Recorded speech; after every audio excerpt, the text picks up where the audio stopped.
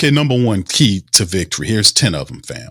Protect the football, right? That's the first thing. The Dolphins defense excels. They really do at generating them turnovers, particularly fumble recoveries. They rank high in the league in that category. The Saints have struggled with the ball security this season. They must prioritize, the ball handling, being, respecting the football, avoid giving the Dolphins short fields and these momentum swings that help teams win.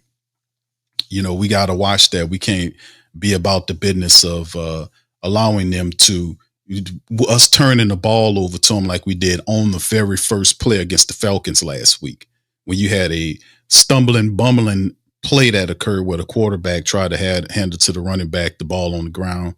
They recover, give them a short field on it. You don't want to do that. You don't want to have stumbling, bumbling series after stumbling, bumbling. So we got to show some type of offense consistently. By all means, if you do, I did the numbers on the practices. If the Saints have practiced 5 times a week, and that's been 12 weeks done pass, that was like 60 practices. Like, damn, you're supposed to have an idea of what you're doing. If you had 60 practices up to this point, man, you're supposed to know what you're doing, right?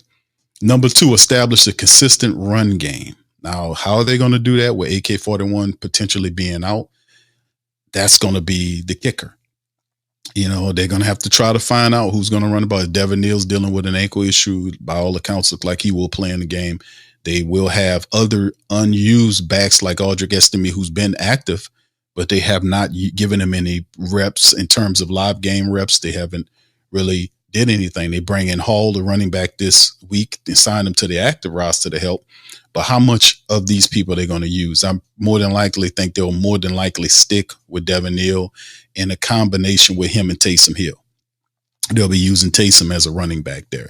Whatever the situation is, the Saints have to be able to establish a running game against the Dolphins. So the Saints passing offense still developing and facing tough Dolphins pass rush. Establishing an effective rushing attack is key. A strong run game controls the clock, keeps the defense off the field, gives our guys rest, and then it opens up the play action, right? And then you get those opportunities to get the pressure off the quarterback. We can get into our play action bag that we can start kind of tagging them downfield, attacking downfield, which is what Tyler Shuck is really good at doing, ripping the ball down the field. Number 3, contain the Miami's perimeter speed. The Dolphins offense is built on speed. Washington, Waddle, these guys can move, right? Particularly with Devon A-Chain. It's another guy, almost 1,000-yard rusher. The guy averages 5.5 yards a rush. He's really tough to bring down. Like I talked about, Jalen Waddle. Saints defenders, especially the linebackers and the edge players, must contain. They got to be disciplined in their containment assignments. They got to be able to wrap up effectively. Like, you get this guy, you got to wrap him up and bring him down. We can't have the broken tackles, or at least slow him down so we can get there with the gang tackling. You got to prevent those big plays from happening outside. So that's a part of the matrix as well. Number 4, we got to maximize that red zone efficiency. The Saints have proven to be the worst, if not one of the worst teams in the entire league in terms of its red zone efficiency. For whatever reason, there is some type of mental block. I've said that there is a giant sea monster embedded underneath the end zone turf. There's zombies there and vampire skeletons that come up out of the red zone, especially the end zone area, that scare the Saints to death. It got the abominable snowman with vicious teeth, blood, and all this kind of stuff is happening. All this is going on in their mind when they get to the red zone. They tell you, if the red zone scare you that bad, let's just call it the green zone. All right, in terms of money, if you're scared, if you're too scared to get to the red, let's turn it to the green zone, right? Let's stop calling it the red zone and call it the green zone, because the green zone, if you get in the end zone, the green zone is green for money, because if you catching touchdowns and you making touchdowns, that means you're going to be making money, baby. So let's just stop calling it the red zone psychologically for this Saints team and start calling it the green zone, right? You see what I'm saying? You see what I'm getting at there? Whatever you got to do, you got to do it so you can get it done, is what I'm saying, right? So the Saints red zone offense been a major weakness often settling for field goals instead of touchdowns. You know, against the high-powered Miami offense, the Saints must convert scoring opportunities into touchdowns to keep pace and maximize limited possessions. So how y'all like my idea? Turn the yellow. Jack said the yellow zone. That doesn't help, Jack. That don't help, bro. That we got to tell. We got it. Got to be the. It got to be the. I say green zone. People like green. Green is good. Green is the color of money. Green is the color of the planet, right? You see the plants are green. You know, it's the organic color, right? You know, so when you get in the green zone, that means green mean go, right? Red means stop. I mean, the Saints literally taking these color schemes literally and figuratively. Like they get to the red zone and stop. No, we need to change that around. We gonna change our verbiage and our mindset, and we're gonna be like, okay, it's no longer the red zone, it's the green zone because it means go get the touchdown. If you got to do that because something wrong here with the Saints in this red zone. Number 5, you got to force some turnovers here. Saints defense need to step up, create some game-changing turnovers, generate fumbles, interceptions. They can give the offense favorable field position and disrupt the rhythm of Tua and the Dolphins' attack. Tua is a problem. As long as Jalen Waddle's playing, he's a problem. And Devin Achane is another problem. So, I mean, offensively speaking, we have to contain these people, right? We got to get turnovers out of them. Number 6, we got to exploit the Dolphins' interior line issues. Miami's dealing with some issues in the interior of it. The Saints defensive tackles and edge rushers should focus on exploiting these mismatches to generate some more interior pressure. They got to force Tua to move off his spot and make quick, potentially inaccurate throws. When you attacking these quarterbacks and you're forcing them to throw the ball early, sometimes that turns into turnovers. And we know Tua doesn't have a problem with wrapping the gift for you early Christmas gift for you. He got 13 interceptions. So he's definitely turnover prone. He get double digit picks here. So you can get turnovers out of him. That ain't no issue. He's not really that efficient with the ball. And plus the Dolphins offensive line, they allowed him to be sacked 21 times on the season. So there's definitely opportunities there for the Saints to make some stuff happen, right? Number 7, we got to limit the star receiver production. The Dolphins have multiple threats. The Saints secondary must execute coverage schemes effectively and limit the plays like Waddle. Tightly contested coverage and minimize yards after the catch are essential. Now, we know the Saints don't like the press. They don't like the jam wide receivers. They just simply don't do that. They will allow you free release to run into their defense. I disagree with this, but this is what Staley defense does. You don't want to allow a player as fast as Jalen Waddle, who runs really good routes, free release into your defense. I just think that's really dumb. But we've been doing that all season long. We allow speedy wide receivers free release into our defense. I don't get it. I don't understand it. I don't get it. I wouldn't, if I was teaching, I would tell you to jam that guy. The only time you can, fam, listen, y'all know this as well as I do. The only time you're allowed to permit it to touch the cornerback is within 5 yards of the start of the play. You got 5 yards to jam them up. After that, you can't touch him.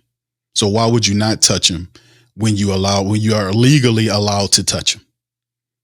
Now, if you're playing I'm just saying, with press, because a lot of times you'll see the Saints secondary play 5.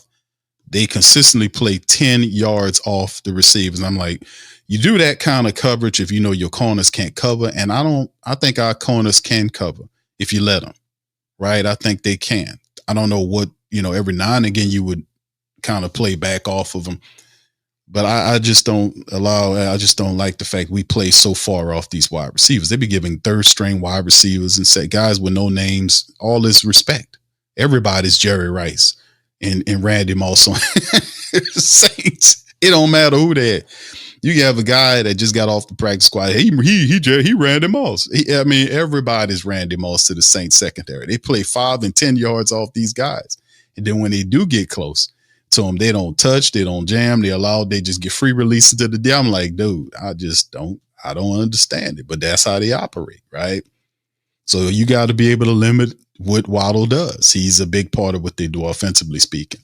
Number 8, disrupt Tua's rhythm. He operates best when he can quickly read defenses, deliver accurate passes. The Saints defense must hit him with different coverages, bring timely pressure, and prevent him from getting too comfortable in the pocket. I know they're going to shoot that star Alante Taylor at him in defense. They're going to run, blitz him at him.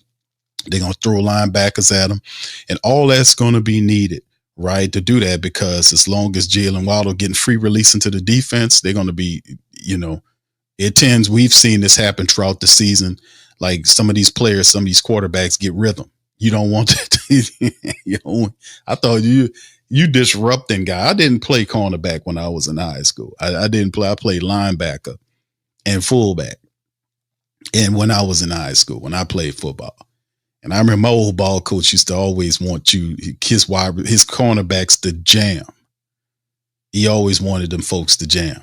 And because it just makes sense to you can't touch the wide receiver any other time. Why would you allow him free release? I don't get that, especially if they fast and they can catch. But we've seen that all season long. Maybe we can get. They're not going to even ask him that question. What kind of questions you ask these coordinators? Hey man, let me ask you something. Why you let these wide receivers? Why you don't trust your cornerbacks? Well, it's not the fact that we don't. I know what they're going to say. Well, why you don't jam? Why you don't allow your cornerbacks to jam them at the line? I know that if you jamming them at the line of scrimmage, that upsets their timing, because it's predicated on timing, right? If I jam you here, I'm buying my pass rusher some time to get around there. Do you see what I'm saying? I'm giving my defensive end, my pass rusher, an opportunity to get where he needs to be.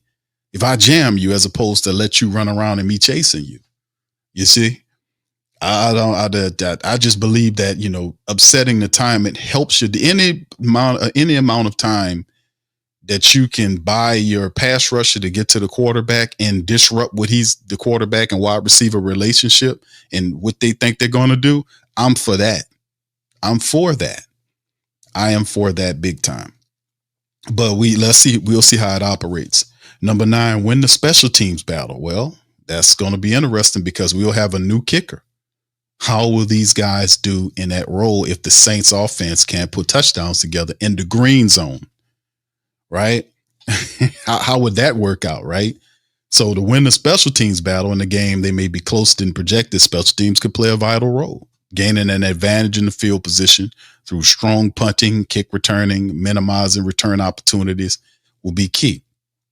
So how the Saints play on special teams, punt return, kick return, coverage, maybe flipping the field. We had Mason tipped in to bring it all the way back to set up a short field for the Saints. We didn't take advantage of it last week, but this sort of thing still needs to happen. Now, I don't know who will be the kicker. If I had to bet on it, I'd probably say it would be Cade York or Charlie Smith. I probably would put Cade York there because he's the veteran. We don't know how it's going to look. With the guy coming in here, they're practicing. So you don't know who your kicker is and can he be relied upon. So this will be something that the offense will more than likely have to start doing on their own. You got to score touchdowns in the red zone, right? Got to win the special teams battle. And finally, number 10, capitalize on discipline and execution, right? You get against talented opponents. The Saints cannot afford self-inflicted wounds, miscues, minimizing penalties, and executing plays with precision, right? And maintaining situational awareness throughout the game will be key for the Saints to beat the Miami Dolphins. 10 keys to victory, man. 10 keys to victory, one after the other. Protect the ball, establish that's number 1. Number 2, establish a consistent run. Number 3, contain Miami's perimeter speed. Number 4, maximize red zone efficiency. Number 5, force key turnovers. Number 6, exploit Dolphins' interior line issues. Number 7, limit star recovery, receiver production. Number 8, disrupt Tua's rhythm. Number 9, winning the special teams. And number 10, capitalize on their problems, their issues, and you cut your miscues down. Your false starts, holding, missed tackles, drop passes, late to the party blocking, Miss, you know, all the stuff that helps them win, cut it out, you know, or at least cut it down. So that's a part of it. What's up, Debbie? Shout out to Debbie for being in the building. And that's what I got for y'all. If y'all got any questions, y'all can feel free to throw them in the chat. We up in this thing, man. Much love to y'all. All right. What's up, Frosty? Shout out to you, Perry G. What's happening, man? Instagram fam, I see y'all, man. All right. What's up? My dog Low in the building. What's up? You say, man, unfortunately, both our teams are struggling. We'll be back soon. Happy Thanksgiving. Yes, indeed, man. Yeah, Low is smiling, you know, even though both teams are struggling. Low and them happy. Low had a good weekend this past weekend. The Falcons and Hawks. The Hawks beat the Pelicans on Saturday, and the Falcons beat the Saints on Sunday. So if you was an Atlanta person in the city of New Orleans, when that happened, you smiling all the way. It's like Thanksgiving and Christmas and every damn thing else. It was an Atlanta supporter winning weekend, sponsored by Gail Benson.